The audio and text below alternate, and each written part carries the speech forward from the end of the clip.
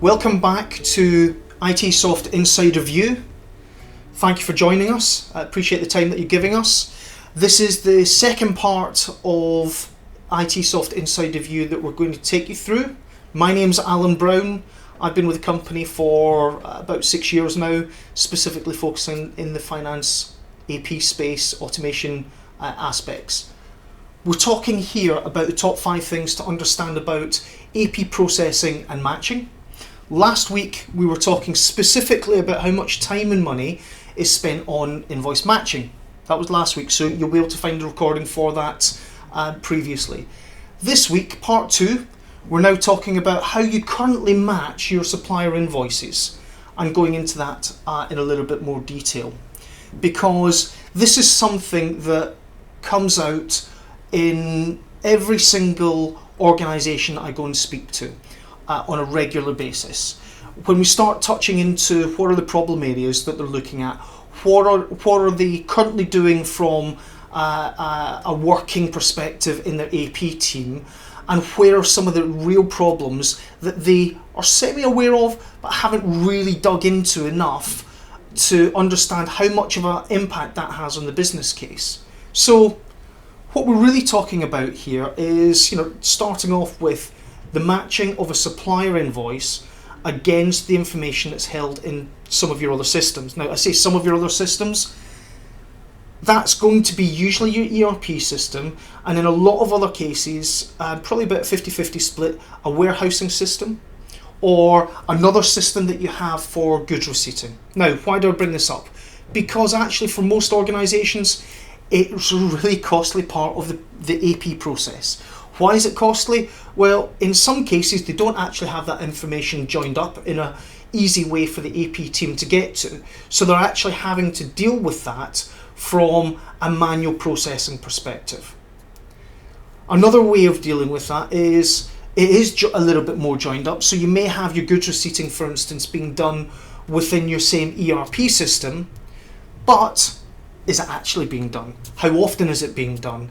Is it being done as consistently and as regularly as it should be done? And who's in charge of being able to do that? So the impact that has within the organisation is that the manual processing is causing issues further downstream when it comes to things like error reporting or discrepancy management, or when we want to be able to have meaningful conversations with the suppliers about what's happening with deliveries, or what's happening from a payment perspective, because there's only been a partial goods receipt made against what they're invoicing for a full invoice. So these are aspects that come out and get dealt with within AP specifically, but actually the business and other parts of the organisation have no real understanding of, because it's not part of their job. It's not something that they have to deal with.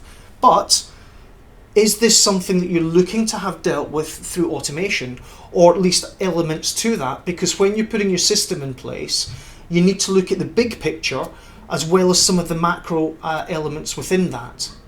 So when we're dealing with the whiteboarding session, part of this is about making your process really explicit, detailing it down in a way where it's clear, it's reasonably simple, and I appreciate there's complexity within each part of your process, but being able to have it done in a way that means that you could explain it easier to someone on a diagram than off the top of your head. And then you can get into some of the detail around what is happening within each of the processes that you have. For instance, how do you capture an invoice to start with? Once you get your invoice, how are you then going to match that? So understanding how you're doing something and how that then impacts into not just your bottom line and as part of that the business case, but also what you're expecting your employees to do. Because in a lot of cases, you bring someone into your AP function who's going to be working on putting invoices into your ERP system, for instance, so that suppliers are going to be paid on time. That's a very high level general requirement that you put in the job description. but I bet it won't have the workarounds in there about, well, I need you to phone, Billy in stores. I need you to phone XYZ in the business to say what's happening with, or have they done, and I also need you to log something in an Excel spreadsheet potentially, or in a paper document about when did you do this, how did you do this, when did you follow up on it, when's the next action required, all this side of things. There's an element of understanding how it impacts into your business case, understanding how it impacts into the automation case that you're putting forward. But that's also understanding what are you going to be asking your staff to do, why are you going to be asking them to do the same things in the future that they may not need to do if there's automation in place. And as part of that, for your AP team, there always tends to be a case of fear around automation. Well, their jobs are on the line. And I would say probably in 50% of the cases, when it comes to the AP team and automation, well, actually they're going to keep the same people in place. We just want to grow the business and have these people do the job really well. So, expectation internally from that perspective is really important. Understanding how you're matching that invoice internally against a goods receipt, understanding how and where do they get that information, how easy is it to find a goods receipt for a specific order, especially when we're talking about line items.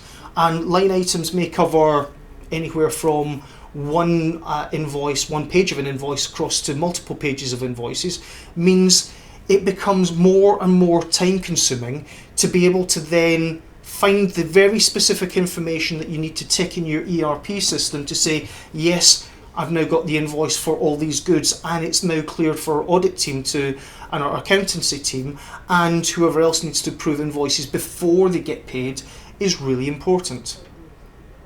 Being able to automatically match information and the line item information for your POs against your goods receipts, against your supplier information, and against all coming back to the invoice is really important, because fundamentally the business case for putting automation in place is about a number of aspects. One, it's about time saving.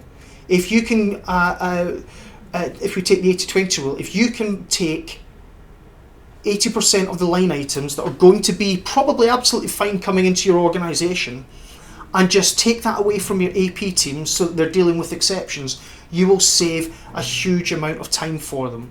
It changes the value that they then bring to the organisation at that stage. The cost savings are huge against doing it manually, because it doesn't just save a huge amount of time, which it does, don't get me wrong, but it also means that you've got staff costs in there, you've got potentially hardware costs in there, and some of these hardware costs could be around just a scanner, if nothing else, rather than and taking an easy way of looking at that. What about how you store things and where you store them? Because for most organisations, when they are manually matching lines, they may well need to add, here's also the paper goods receipt associated against this, so we've got the physical evidence and proof of that. That suddenly starts bulking out the amount of storage capability that you have for this. And where do you store that, and how do you find things easily to be able to put that back in against it? You've then got the added and increased security that you have with electronic invoices and matching, because there's just no humans involved in it. As long as the business rules all match up, then why wouldn't you pay a supplier on time? But the converse of that is also true, that by putting this in place so that it's automatically done and automatically or roboticized matching going on, you're reducing the potential fraud that can go on around invoice processing. Now, most of that will be external possibilities, but the fact that you have a policy in place and you're able to minimize that helps towards the business case. And of course, how many times do you get hit by the accounts receivable teams from your suppliers going, we've got a query for you. Have you got my invoice? Where is my invoice? Is that on a payment run? What payment run is that on? All this sort of information that they're after, excuse me, for their internal teams, their internal accountants to say, when are we going to have cash coming in to deal with cash flow, aspects. This then means you've got better payment terms. This then means that you're potentially able to take advantage of early payment discounts. I know it's not so much of an issue here in the UK at this moment in time, but you do want to have good terms with your suppliers for when you are going to have real invoice issues that you need to deal with them, or you're going to have real conversations with them about the quality of service that they're providing.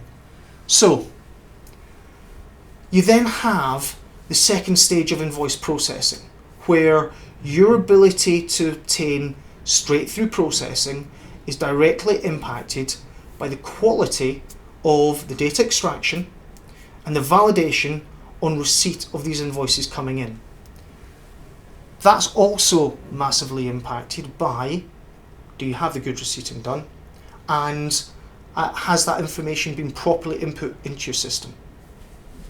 So this is where, when you're manually matching supplier invoices, most organisations aren't putting into the business case. They haven't really done a good enough in-depth view of how much time is involved, what are the workarounds in place, and how does that get added into the business case. So this is the end of part 2 of the ITESOFT Inside Review. Look forward to seeing you next week for part 3. Thank you very much.